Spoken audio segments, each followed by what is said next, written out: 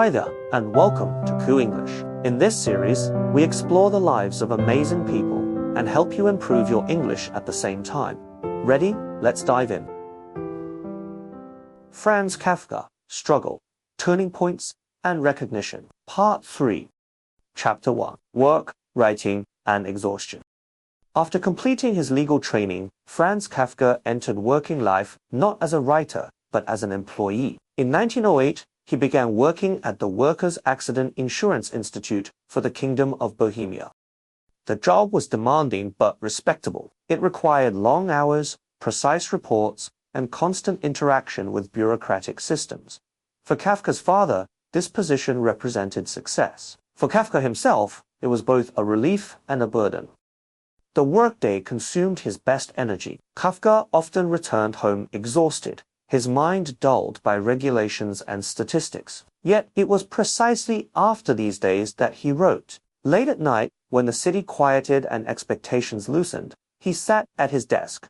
Writing did not feel like a choice. It felt like a necessity that came at a cost. Kafka's health began to suffer. He struggled with insomnia, digestive problems, and anxiety. His body seemed to protest the life he was living. He longed for a simpler existence, one that would leave room for writing without constant conflict.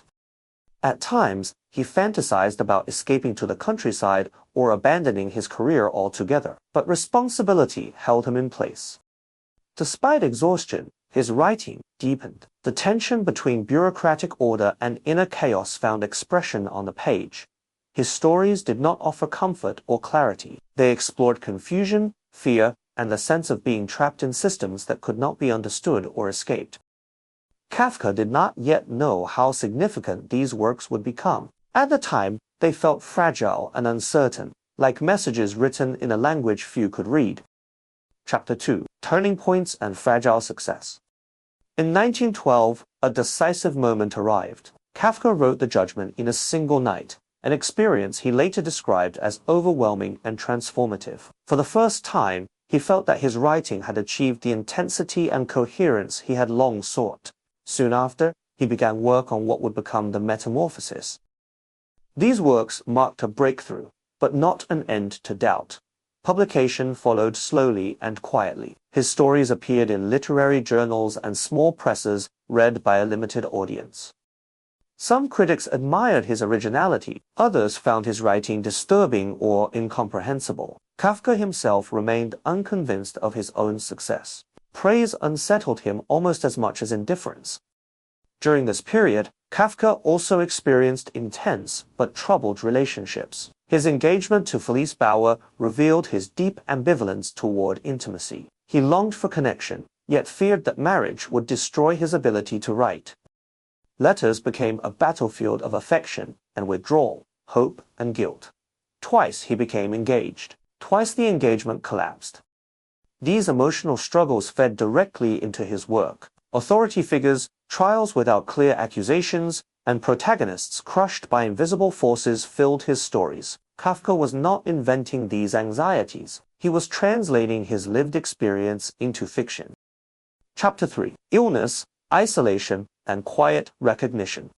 In 1917, Kafka was diagnosed with tuberculosis. The illness forced him to confront his physical limits and reshaped his life. He took extended leaves from work and spent long periods in sanatoriums or living with his sister Ottilie in the countryside. The slower pace brought temporary relief, but also deepened his isolation. Writing became more difficult. His strength faded, and concentration came in short bursts. Yet even as his output slowed, his reputation among a small circle of writers and readers grew. Kafka was respected, discussed, and quietly admired, though far from famous.